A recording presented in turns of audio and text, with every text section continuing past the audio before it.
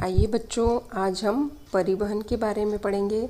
परिवहन का अर्थ है यात्रियों या सामान को किसी एक माध्यम द्वारा एक स्थान से दूसरे स्थान तक ले जाना। इस प्रक्रिया को परिवहन कहते हैं। और परिवहन का महत्व और उसकी उपयोगिता। परिवहन का महत्व बहुत ज़्यादा है, क्योंकि किसी को एक स्थान से दूसरे स्थान जाना हो तो वह इनके बिना नहीं जा सकता। ज्यों ज्यों मानव ने सभ्यता की और परिवहन का इतिहास मानव सभ्यता का इतिहास बनता गया। परिवहन के साधन मानव सभ्यता की प्रगति के पथ के प्रदर्शक बन गए। पहले बैलगाड़ी से जाते थे, फिर बस चालू हुई, फिर ट्रेन चालू हुई, फिर हवाई जहाज चालू हुए। ऐसे ऐसे विकास होता गया, प्रगति होती गई। सड़क मार्ग, रेल मार्ग, जल मार्ग, वायु मार्ग इनके साधन हैं। इनके द्वारा कृषि उपज और कच्चा माल और उद्योगों के लिए सामान, व्यापारियों के लिए सामान सुलभता से एक स्थान से दूसरे स्थान तक हम पहुंचा सकते हैं। परिवहन के साधन भारतीय राष्ट्रीय अर्थव्यवस्था को सुदृढ़ आधार प्रदान करते हैं, है ना। अच्छा व्यापार होता है इसके कारण, और सब आपस में एक पूरे भारत में सभी लोगों के बीच भाईचारा और सद्भाव भी बना रहता है। क्योंकि कन्याकुमारी से सामान उत्तर भारत में उत्तराखंड, जम्मू कश्मीर तक जाता है, और जम्मू कश्मीर से कन्याकुमारी तक जाता है। और इधर भी देखो, गुजरात से बंगाल तक जाता है। तो ये क्या होता है, सब आपस में सबकी परिचय होता है, सब में एक राष्ट्रीय एकता को भी विकसित करने में लिए इसका योगदान है। परिवहन के साधन राष्ट्रीय प्रगति व समृद्धि का भी सूचक है। इससे ही माल व यात्री की ढुलाई नियमित, अविश्वसनीय तथा तीव्रगामी होती है, तेजी से होती है ना। और परिवहन के साधन प्राकृतिक आपदाओं जैसे अकाल, बाढ़, महामारी, अतिवृष्टि, अनावृष्टि होती है, तब भी समाज की मदद करने में काम आते हैं। इनसे कम समय में अधिक सहायता की जा सकती है। परिवहन व संचार के सक्षम साधनों के द्वारा दुनिया बहुत छोटी हो गई है। किसी एक देश के बाजार से दूसरे देश के बाजारों की आवश्यकता पड़ने पर सामान परिवहन के कारण सुलभ हो गया है ना। और परिवहन के साधन 3 प्रकार के हैं: स्थल, जल और वायु। स्थल मतलब ज़मीन पर, तो सड़क और रेल मार्ग और सड़क मार्ग। और जल के अंदर अंतर्राष्ट्रीय जल मार्ग, अंतर्राष्ट्रीय मतलब भारत से किसी और देश जाना हो तो। और आंतरिक जल परिवहन मतलब हमारे देश में इधर से उधर अलग अलग राज्यों में सामान पहुंचाना हो। और जल परिवहन का तीसरा है तटीय जल मार्ग, जो समुद्र तट से किया जाता है। और नदियाँ, नहरें, झीलें ये आंतरिक जल परिवहन के साधन में काम आती हैं। तीसरा है वायु परिवहन, तो ये 2 प्रकार का है: राष्ट्रीय वायु मार्ग और अंतर्राष्ट्रीय वायु मार्ग। राष्ट्रीय वायु मार्ग वो है जो हमारे भारत के अंदर घूमता है, और अंतर्राष्ट्रीय वायु मार्ग जिससे हम दूसरे देशों की यात्रा कर सकते हैं। राष्ट्रीय राजमार्ग है ना। तो वे राजमार्ग जिनका निर्माण तथा रखरखाव केंद्र सरकार देखती है, उसे राष्ट्रीय राजमार्ग कहते हैं। और यह देश के आर्थिक विकास को बढ़ावा देने के लिए राष्ट्रीय राजमार्ग विकास योजना 1999 में तैयार की गई थी। उसके अनुसार 2007 तक करीब 14,000 किलोमीटर लंबी राष्ट्रीय राजमार्ग बन चुके हैं। हमारा जो शहर है वो भी राष्ट्रीय राजमार्ग पर आता है, एबी रोड है ना, आगर बॉम्बे रोड। प्रादेशिक राजमार्ग, इन सड़कों का निर्माण व देखरेख राज्य सरकारें एवं केंद्र शासित प्रदेश करते हैं। तो ये हो गई प्रादेशिक। वो थी कौन सी? राष्ट्रीय, है ना। राष्ट्रीय को केंद्र सरकार देखती है और प्रादेशिक को राज्य सरकार देखती है। इसके बाद जिला और ग्रामीण सड़कें। ये कच्ची पक्की सड़कें परस्पर गाँव को जोड़ने के लिए मुख्य सड़कों से एवं जिला मुख्यालय से जोड़ती है। इन सड़कों का निर्माण व रखरखाव राज्य शासन व केंद्र शासित प्रदेशों में जिला परिषदें करती है। कस्बों और गाँव में परिवहन सुविधा प्रदान करने इन सड़कों का उद्देश्य है, और इनकी लंबाई 8 लाख किलोमीटर है। भारत में सड़कों का निर्माण प्राचीन काल से ही होता आ रहा है। ग्रामीण क्षेत्रों में प्रधानमंत्री ग्राम सड़क योजना के तहत सड़कों का विकास किया जाता है, और यह सड़क योजना 500 तक की आबादी वाले गाँवों को 12मासी सड़कों से जोड़ना इसका उद्देश्य है। इसके बाद है रेल मार्ग। अभी हमने सड़क मार्ग पढ़ लिया, अब रेल मार्ग। रेल मार्ग का परिवहन के क्षेत्र में महत्वपूर्ण स्थान है। रेल मार्गों की आवश्यकता निम्न परिप्रेक्ष्यों में अत्यधिक महत्वपूर्ण है। रेल मार्गों का उपयोग उपजाऊ सघन आबाद क्षेत्रों की यात्रा तथा माल ढुलाई हेतु आसानी से किया जा सकता है। आयातित एवं उत्पादित माल के क्षेत्रों का वितरण, बंदरगाहों को नगरों, कृषि क्षेत्रों और उद्योगों से जोड़ना, इसके साथ ही संकटकालीन स्थिति में माल व यात्रियों को पहुंचाना में रेल का महत्वपूर्ण योगदान है। उसके बाद रेल मार्ग का वितरण, अधिगम सघन रेल मार्ग क्षेत्र, मध्यम सघन रेल मार्ग क्षेत्र और कम सघन रेल मार्ग क्षेत्र। तो इसमें है अधिक सघन, ये है उत्तर भारत के सतलज गंगा मैदान में पंजाब से लेकर पश्चिम बंगाल तक विस्तारित है। इस क्षेत्र में प्रमुख रेलवे स्टेशन लुधियाना, दिल्ली, कानपुर, लखनऊ, इलाहाबाद, वाराणसी, आसनसोल, हावड़ा आदि है। और मध्यम सघन रेल मार्ग, ये प्रायद्वीप मैदान दक्षिण के पठार में सम्मिलित है। अहमदाबाद, बड़ोदरा, चेन्नई और मुख्य स्टेशन है इसके।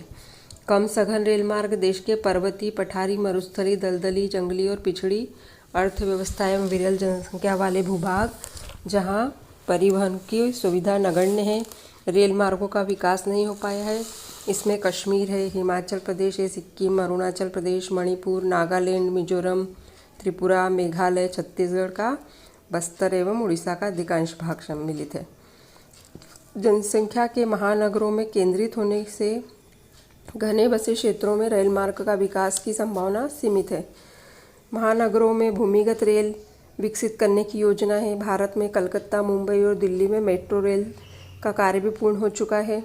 पटरी की चौड़ाई की में भिन्नता, पुराने रेल पथ, अनुपयुक्त धरातल, रेल मार्गों में विद्युतीकरण से रेल क्षेत्र में प्रमुख समस्या है, जिसके कारण परेशानी आती है।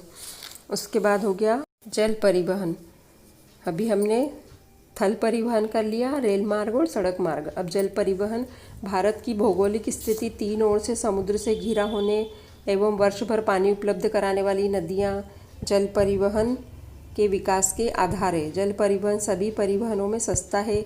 यात्रियों को ढोने वाले जहाज को लाउडर कहते हैं, मालवाहक जहाज को ट्रैम्प कहते हैं, खनिज तेल के टैंकर वाले जहाज कहलाते हैं, और रेफ्रिजरेटर युक्त जहाज़ों द्वारा शीघ्र खराब होने वाले सामान जैसे दुग्ध पदार्थ, फल व सब्जियां आदि का परिवहन किया जाता है। जिसमें दूध, फल और सब्जियों का परिवहन होता है, उसमें रेफ्रिजरेटर होते हैं उन जहाज में, ताकि सामान खराब न हो। जल परिवहन के लिए मार्ग निर्माण एवं रख रखाव की आवश्यकता नहीं होती है। भारत की लंबी तटरेखा अरब सागर व बंगाल की खाड़ी में स्थित द्वीपों की रक्षा, तट के से दूर गहरे सागरों में स्थित खनिज तेल क्षेत्र, 12 समुद्र मील तक फैले सागर एवं मत्स्य क्षेत्रों की सुरक्षा हेतु जल परिवहन का विकास अत्यावश्यक है। जल परिवहन की सेवाएं तीन प्रकार की है। आंतरिक जल परिवहन, भारतवर्ष में आंतरिक जल परिवहन राज्य का विषय है। इसमें गंगा, ब्रह्मपुत्र, गोदावरी, कृष्णा, महानदी, नर्मदा एवं ताप्ती प्रमुख नदियां हैं जो भारत की, उनके अंदर आंतरिक जल परिवहन होता है। और नदियों, नहरें और झीलों से भी इसका उपयोग किया जा सकता है। भारत में बढ़ती जनसंख्या, सड़कों व रेल मार्गों पर बढ़ते परिवहन दबाव के कारण आंतरिक जल मार्गों की खोई हुई शक्ति पुनः प्राप्त करने हेतु 10 प्रमुख नदियों को सम्मिलित कर भारत आंतरिक जल परिवहन प्राधिकरण की स्थापना की गई। उसके बाद है तटीय जल परिवहन, जो कि 5717 किलोमीटर है और भारत में इस समय 13 बड़े और 184 छोटे मध्यमवर्ती बंदरगाह हैं। तीसरा है सामुद्रिक परिवहन, ये समुद्र में होता है। सामुद्रिक परिवहन जहाज़ों द्वारा ढोए जाने वाले माल की दृष्टि से विश्व में भारत का स्थान 19वां है। विकासशील देशों में सबसे बड़ा व्यापारिक जहाज़ों का बेड़ा भारत के पास है। भारत में लगभग 140 जहाजरानी कंपनियां क्रियाशील है और 107 कंपनियां केवल समुद्र तटीय व्यापार में, 23 विदेशी व्यापार में और 10 तटवर्ती व विदेशी व्यापार में संलग्न है। इसमें सार्वजनिक क्षेत्र की शिपिंग कॉरपोरेशन ऑफ इंडिया सबसे बड़ी जहाजरानी कंपनी है। सबसे बड़ी जहाजरानी कंपनी का नाम क्या है? Shipping corporation of India. Bharatvarsh से गुजरने वाले प्रमुख अंतर्राष्ट्रीय जलमार्ग सिंगापुर मार्ग, ऑस्ट्रेलिया मार्ग, स्वेज मार्ग और उत्तमाशा अंतरिक्ष मार्ग। ये हो गया हमारा जल परिवहन। अब हम पढ़ेंगे वायु परिवहन। वायु परिवहन अन्य साधनों की तुलना में महंगा और तीव्रगामी है। वायु मार्ग मुख्यतः यात्री ढोने का कार्य करते हैं। इसके अतिरिक्त ये डाक व माल ढोने का कार्य भी करते हैं। भारत में सर्वप्रथम हवाई उड़ान 1911 में इलाहाबाद से नैनी के बीच हुई थी, जो प्रदर्शन तक सीमित थी। स्वतंत्रता के पश्चात इसमें सुधार लाने तथा विकास करने के लिए 13 अगस्त 1953 को इसका राष्ट्रीयकरण कर दिया गया और सार्वजनिक क्षेत्र में 2 प्रतिष्ठान स्थापित किए गए, एयर इंडिया और इंडियन एयरलाइंस। एयर इंडिया की स्थापना अंतर्राष्ट्रीय हवाई सेवा उपलब्ध कराने के लिए की गई। वर्तमान में इसकी सेवाओं का विस्तार अमेरिका, यूरोप, अफ्रीका, ऑस्ट्रेलिया, पश्चिम एवं पूर्वी एशिया तक है। इसका मुख्यालय मुंबई में है एयर इंडिया का। इंडियन एयरलाइंस अंतर्देशीय हवाई सेवाएं उपलब्ध कराती है। यह देश के भीतर यात्री, माल, डाक सेवा उपलब्ध कराने के साथ साथ 17 अंतर्राष्ट्रीय हवाई अड्डों Bangkok, Singapore, Kuala Lumpur, Rangoon, Kathmandu, Colombo, Dhaka, Male, Karachi, Kuwait, Sharjah, Dubai, Fujairah और रसल, खेमार, मस्कट, दोहा और बहरीन तक की उड़ान भरती है। इसका मुख्यालय दिल्ली में है। अब यह इंडियन के नाम से जाना जाता है। इंडियन एयरलाइंस को इंडियन के नाम से जानते हैं और एक है एयर इंडिया। अब है तीसरा वायुदूत।